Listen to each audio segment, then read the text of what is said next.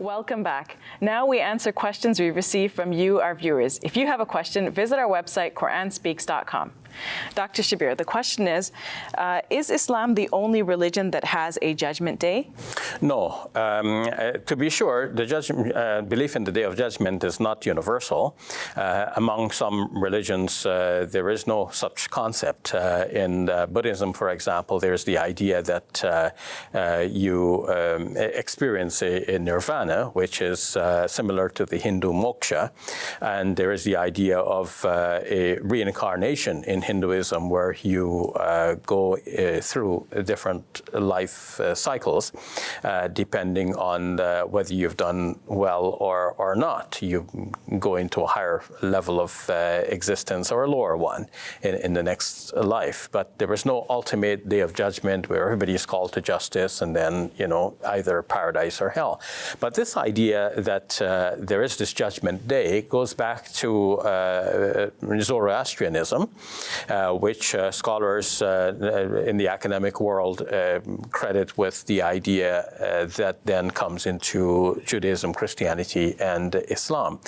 In some of the earlier parts of the Hebrew scriptures, the Day of Judgment does not rank prominent. Even the idea of resurrecting from the dead seems to be mentioned in some of the later writings from within the Jewish Bible, for example, in the book of Daniel.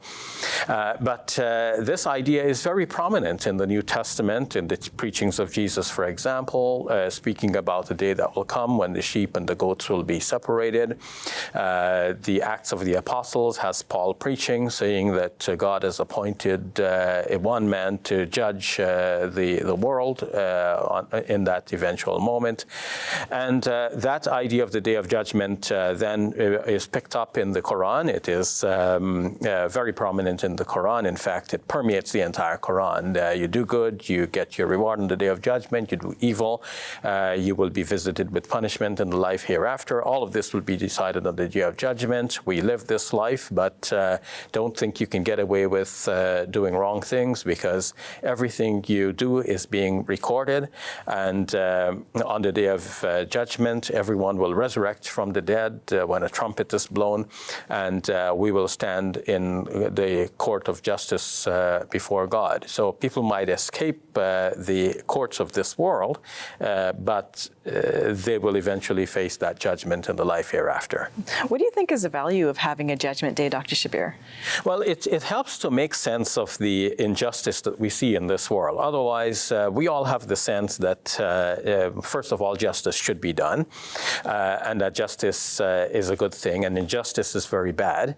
But what if we never see any results from either justice, good results, or injustice, bad results? One might do everything just, and one might suffer as a result, and one may commit injustice and get away with it and have an easy life. But the belief in the life hereafter and the Day of Judgment makes sense of this by saying, well, you're not going to get away with what you're doing.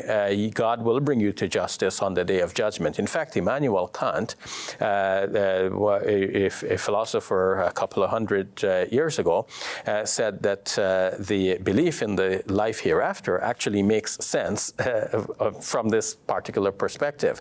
It's what we call the moral imperative. Why would we say that it's right to do good and wrong to do bad?